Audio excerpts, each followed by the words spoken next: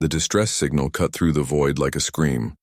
Captain Rhea Morgan sat upright in her command chair aboard the Wandering Star, her coffee forgotten as the emergency beacon flooded her console with crimson warnings.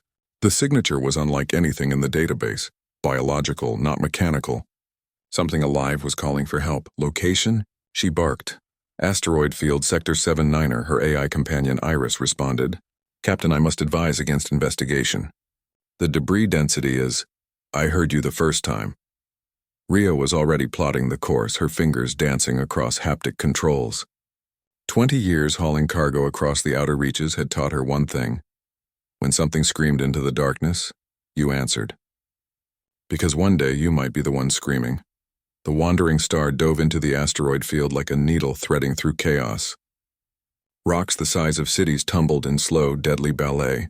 Rhea's hands moved with practiced precision, banking hard around a spinning fragment of iron and ice. The ship groaned. The shields flickered, and then she saw her. The dragon floated in the vacuum, her scales shimmering like oil on water, iridescent purples and blues that seemed impossible under the harsh light of the distant star. She was massive, easily twice the length of Rhea's ship, with wings that spread like solar sails. But those wings were torn now, membrane shredded by micrometeorites. One leg hung at an unnatural angle, and circling below her, trapped in the gravitational well of a slowly rotating asteroid, were three smaller shapes, her young. My God, Rhea whispered. The dragon's head turned toward the Wandering Star.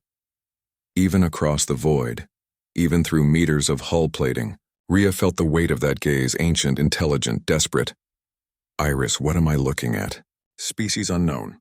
Initial scans suggest a carbon-based life form capable of surviving in vacuum. Remarkable.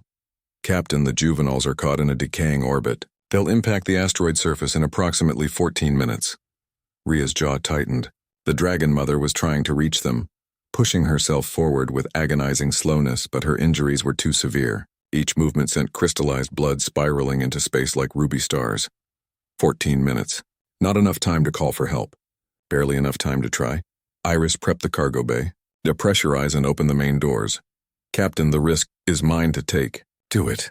The dragon watched as the human ship maneuvered closer to her children. Zira had lived for 3,000 cycles, had seen civilizations rise and fall, had crossed the great dark between stars more times than she could count. But she had never encountered the humans before. The younger races whispered about them. The strange bipeds who refused to die, who crawled out of their gravity well with nothing but determination and madness. They had no wings, no natural armor, no telepathy. They were soft and brief, burning bright and fast like stellar flares. But they were stubborn.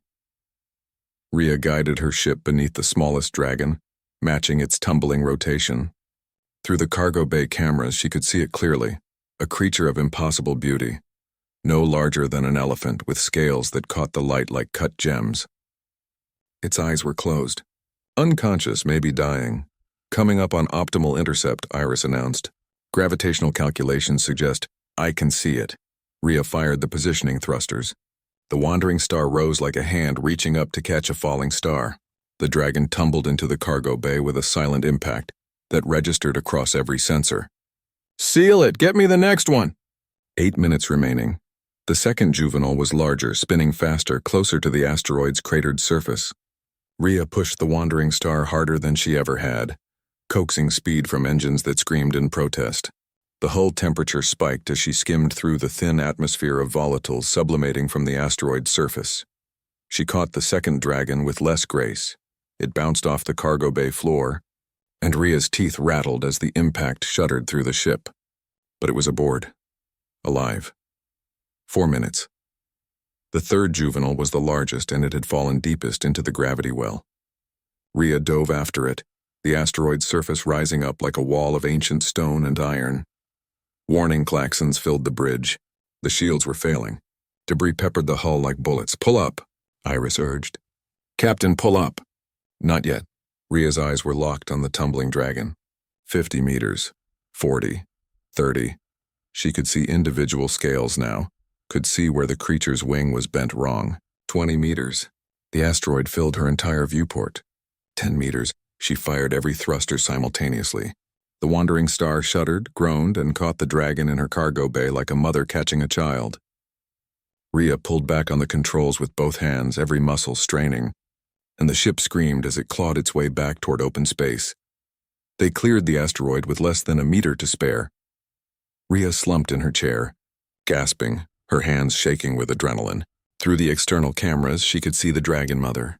Zyra had stopped moving, conserving what little strength remained. But her massive head was turned toward the wandering star, and Rhea could have sworn, absolutely sworn, that she saw something like gratitude in those ancient eyes. Iris. Medical scan on our passengers. All 3 juveniles are alive, Captain. Injured but stable. They'll survive. Rhea nodded, then activated the external communications array. She had no idea if the dragon could hear her, had no idea if they even shared a common frame of reference. But she tried anyway. Hold on. I'm coming for you too. It took another hour to rig the cargo netting, to carefully maneuver around the Dragon Mother's enormous form, to guide her, gently, so gently, into the modified cargo bay. Zyra didn't resist. She simply watched the human with those impossibly old eyes and let herself be saved. Later, after Rhea had set course for the nearest medical station, after she'd ensured the dragons were as comfortable as possible, she stood in the cargo bay and looked at her passengers. The mother had curled herself around her young, her wings, tattered as they were, spread protectively over them. Zyra's eyes opened. For a long moment, human and dragon regarded each other across the gap of evolution and experience. Then, slowly, deliberately, the dragon lowered her massive head in what could only be interpreted as a bow. Rhea smiled, exhaustion pulling at her bones. "Anytime," she said softly. "That's what we do. Because humans had no wings to fly, so they built ships. They had no scales to protect them, so they crafted armor. They were brief and soft and impossibly stubborn, and when they heard something screaming in the darkness, they answered. Even if it was a dragon, especially if it was a dragon."